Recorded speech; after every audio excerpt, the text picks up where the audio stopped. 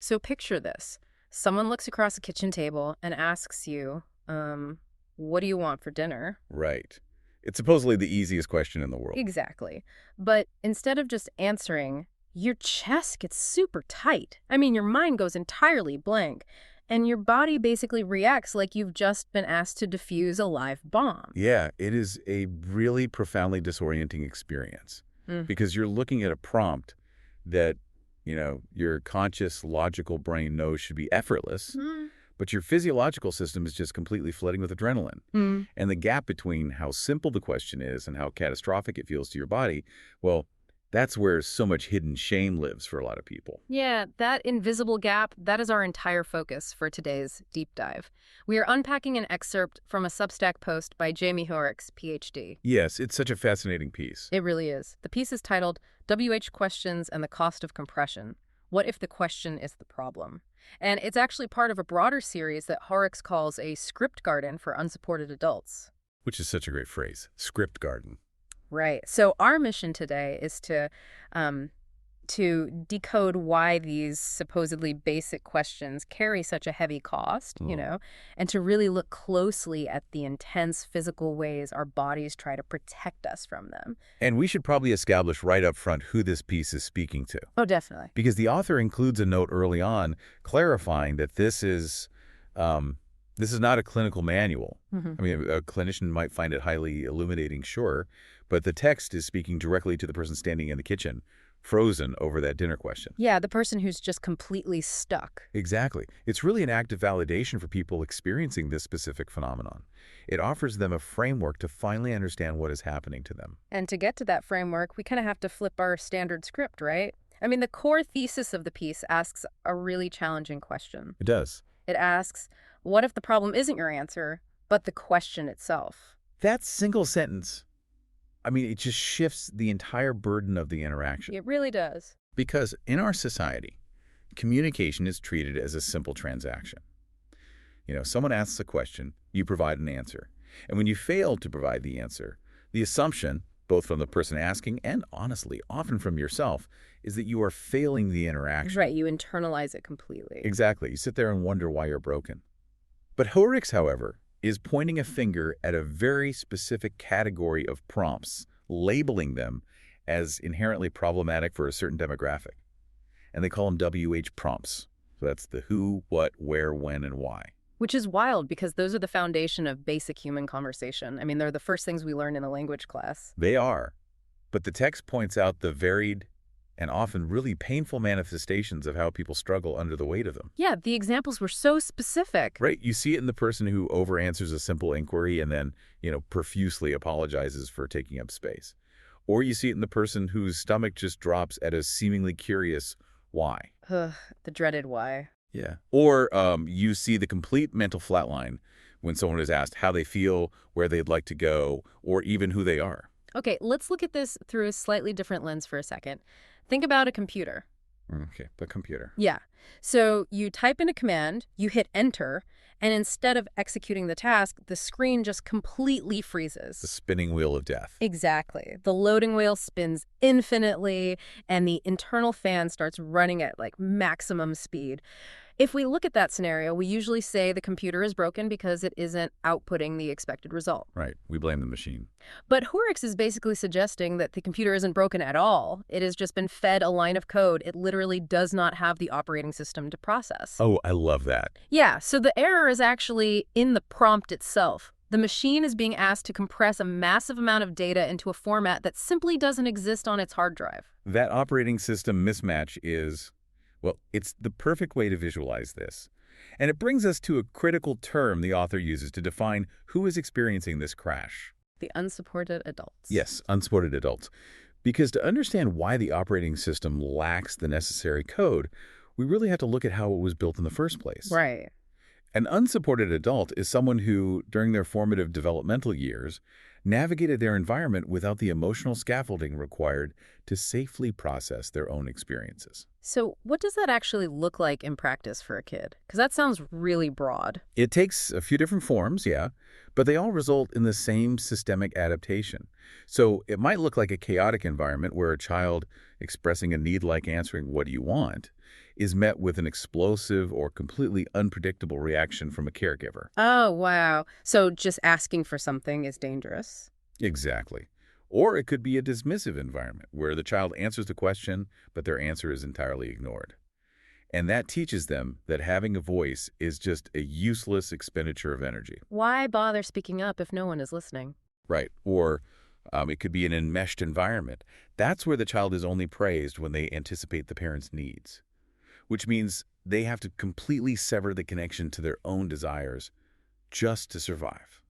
That's heartbreaking. It is. In all these scenarios, the child just does not receive the support to navigate their own complex internal world. Which makes the phrase, the cost of compression, incredibly heavy. I mean, the text talks about this immense pressure. It's a huge burden. Right, because you're taking a lifetime of messy, unsupported experiences, years of learning to be invisible or, learning to read the room before you dare to have a preference, and you're being asked to squeeze all of that into a neat one-word answer for a casual conversation. And the system just cannot handle that compression. When you force a massive, complex file into a tiny, unsupported container, you get a system crash. Boom. The fan starts spinning. Exactly. In human terms, the cost of that compression is the physiological response. You freeze, your mind floods with anxiety, or you just kind of shrink into yourself. Okay, the fact that you mention a physiological response brings us to a major pivot in the text. Yes, of the warning. Yeah, the author actually includes a gentle warning to the reader right at the beginning. They state that the language they're about to use is deliberately somatic. Like, this isn't just an intellectual exercise about communication styles. No, not at all. The author is acknowledging that trauma and the friction caused by these seemingly simple questions, well, it doesn't live in our conscious logical minds. Where does it live? It lives entirely in the body. By stating the language is somatic, Horrocks is warning the reader that simply reading these words might cause their physical body to react. Just reading the essay. Yes. The text specifically lists visceral experiences, tightening, flooding, dissociating, or finding yourself just drifting too far from the page. Wait, so if the conscious brain isn't the thing breaking down here, what actually is? Like, mechanically? It's the autonomic nervous system. See, when we're faced with a WH prompt, our logical brain, the prefrontal cortex, it tried to engage. It wants to evaluate the question and pick an answer. Like it's supposed to do. Right. But the nervous system is infinitely faster than the conscious brain. Hmm. So before the prefrontal cortex can even fully parse the syntax of the question, the amygdala, which is the brain's threat detection center, it scans the prompt, recognizes a pattern of historical danger, and basically hijacks the entire system. Oh man, so it just shuts everything down. It initiates a fight, flight, or freeze response. The tightening and the flooding described in the text, those are the literal physiological mechanisms of the body preparing to survive a threat. The logical brain is essentially taken offline. That neurological sequence gives so much weight to a specific line in the excerpt. I'm going to read it because it's just so good. Go for it. The author writes, "The body knew the weather long before we had any words for it." That line is just a masterclass in describing somatic memory. It really is. Because think about the concept of the weather. Weather is not a single isolated event like a lightning strike. It's an ambient, inescapable environment. It's the subtle drop in barometric pressure, the shift in the wind, the smell of rain before it even falls. Yeah, you can feel it coming. Exactly. And a child growing up in an unsupported environment might not possess the vocabulary to articulate that their caregivers are emotionally immature or that their home is volatile. They literally lack the words for it. But their body is constantly tracking the barometric pressure of the living room. Precisely. The nervous system becomes highly attuned to predictive processing. It learns to read those really subtle shifts in the environment to anticipate danger. Wow. So the body learns to brace for a storm by tightening up the muscles, or to survive an overwhelming flood by dissociating and going numb. It basically creates a physical forecast based purely on survival. I hear that, and it makes sense, but I'm sort of struggling to connect the dots on a really practical level. Okay, where are you getting stuck? Well, a child growing up in a volatile home makes complete sense. We can all understand a body bracing for a shouting match. But how does that specific childhood trauma translate to a full physiological meltdown over picking a restaurant 20 years later? Ah, I see what you mean. Like, what is it about expressing a desire for, tacos that makes an adult body feel like it is an imminent physical danger? That's a great question. And it comes back to the fundamental equation the unsupported child had to write into their nervous system just to survive. Okay, unpack that for me. So for someone who grew up with adequate support, expressing a preference is a safe, completely neutral act.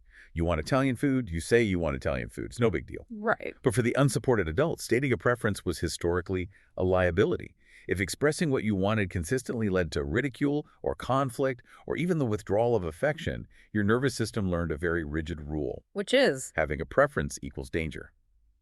Stating a need makes you a target. Oh, wow. So the simple question is actually a trap. It is perceived as a life or death trap by the amygdala. The conscious brain hears your partner say, hey, where do you want to go for dinner? But the nervous system hears, you are about to state a need, which means you're about to expose yourself to punishment. That is so intense. It is. The body doesn't know that you're 35 years old and standing in a safe kitchen. It only recognizes the weather of being asked for a preference. It remembers the historical storm that followed that specific pressure drop. So the mind going blank isn't a failure to think of a restaurant. It is literally the body throwing the emergency brake to stop you from driving into a tornado. Yes. It wipes your mind blank so that you literally have no preference to express, effectively neutralizing the threat and keeping you safe. The blankness is an incredibly effective defense mechanism. It is your body working exactly as it was designed to work under threat conditions. Yeah. The problem is simply that the threat is historical, not current. Man, that reframes everything.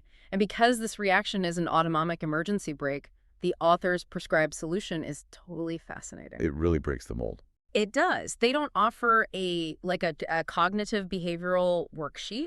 They don't tell their reader to logically rationalize why the question is safe or to just try harder to think of an answer. The solution Herrick's provides is highly physical and deeply action-oriented. Because you cannot logic your way out of a physiological response, especially not once the prefrontal cortex has been taken offline. The computer is already frozen. Exactly.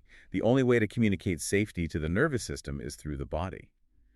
So Herrick's gives very tangible instructions to readers who feel themselves slipping into a somatic storm while engaging with the piece. Yeah, they tell you what to do right in the moment. They instruct the reader to stop, put the piece down, circle the block, get a drink of water, touch something solid. Touch something solid. I love that. It brings you completely out of the historical weather pattern and anchors you forcefully into the tactile present. It's a grounding technique. It is. But honestly, the part of this instruction that feels the most revolutionary is the single phrase the author tacks on at the very end of those exercises. Oh, the permission. Yes. They guide you to ground yourself, and then they say, come back later, or don't. Or don't. That is just an immense granting of permission. It is a complete and total release of expectations. If you look at the structure of a WH prompt, it inherently demands an answer. It demands that painful compression. And here is the author explicitly stating, I demand absolutely nothing from you. Which disrupts the entire cycle of unsupported adulthood. I mean, usually when we identify a personal chillout or a somatic response, society expects us to immediately fix it. Right. You have to do the work. Yeah, the wellness industry, and often our own internal critics, they demand that we confront the trigger, process the trauma, and work through the block so we can, function normally. But Herrick's is doing the opposite. Exactly. They're offering a profound counter-narrative. They're validating that simply enduring the somatic storm is exhausting. Giving the reader the option to just walk away permanently without any guilt is an act of deep care. It is the exact support the unsupported adult never received. It's so powerful, and it culminates in this incredible closing metaphor in the excerpt. I have to quote it. Please do. The author writes, "There is no prize for pushing through a storm just because you have finally found a forecast." We really need to unpack the weight of that, because the forecast in this metaphor is the newfound understanding of your trauma. Right. Thanks to pieces like this script garden, you now have a map of your triggers. You understand the somatic mechanisms. You finally know why you freeze when asked what you want. Yeah, so imagine you're standing at the edge of a minefield, right? Okay, a minefield. For years, you had no idea it was a minefield. You just knew you kept getting inexplicably blown up whenever someone asked you a simple question. Now, you hold a map of where all the mines are buried. That map is the forecast. I am with you. But the revolutionary part of Herrick's statement is this. Just because you finally possess a map of the minefield, you are not suddenly obligated to march straight into it. That is exactly it. Because we have a culture that idolizes grit and resilience. We uniformly reward the concept of pushing through discomfort. Oh, totally. We treat emotional healing as this grueling competitive sport where the ultimate prize goes to whoever suffers the most productively. If you have the tools to understand your trauma, society expects you to use those tools to force yourself through the storm and answer the question anyway. Productive suffering. Like, if you aren't actively fighting your triggers, you're somehow failing at healing. Hurix explicitly removes the prize for that behavior. They are telling the reader that understanding the mechanics of your trauma is enough. Having the forecast is the victory. That takes so much pressure off. It does. You do not have to subject your nervous system to a storm just to prove you are capable of surviving it. If a casual WH prompt from a coworker or a partner is causing your body to flood with panic, you're allowed to just touch a solid surface and walk away. You do not owe anyone an answer at the expense of your own physiological safety. That is a staggering amount of grace to offer someone who has spent their life feeling broken for going blank. It really is. So as we pull all of these threads together, the takeaways from this script garden offer a fundamentally new way to view our interactions. They absolutely do. First, we have the paradigm shift. You know, the realization that struggling to answer seemingly simple WH questions is not a personal failure or an intellectual deficit.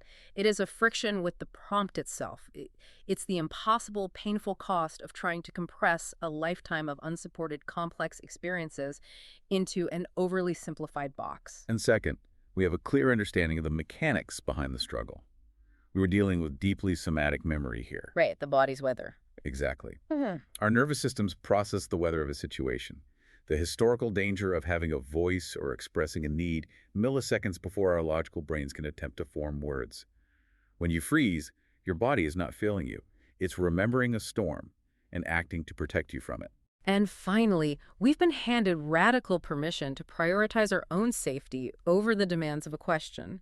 Even when we finally understand our triggers, even when we possess the forecast, there is no prize for forcing ourselves to endure the storm. We are allowed to stop, get a drink of water, and simply not answer. Which is life-changing. It is. So I want to ask you, the listener, directly. How might this framework change the way you view your own moments of panic? The next time your mind flatlines over a basic decision, can you offer yourself the grace of blaming the prompt instead of your own mind? Or, on the flip side, how might this change the way you deliver questions to the people in your own life? And that leads to one final thread to pull on, really building on everything we've explored today. Let's hear it. If our bodies truly read the ambient weather of our environments long before we have the conscious words to describe them, what other simple daily interactions, beyond just answering questions, are you trying to logically, intellectually force your way through when your nervous system is actively bracing for a storm? Wow. That's a huge question to sit with. It's worth thinking about. Absolutely. The next time you find yourself frozen in the kitchen, unable to answer a seemingly innocent question, remember, the computer isn't broken. It's just the weather. Take it slowly, give yourself permission to step away, and go touch something solid. Thanks for joining us on this deep dive.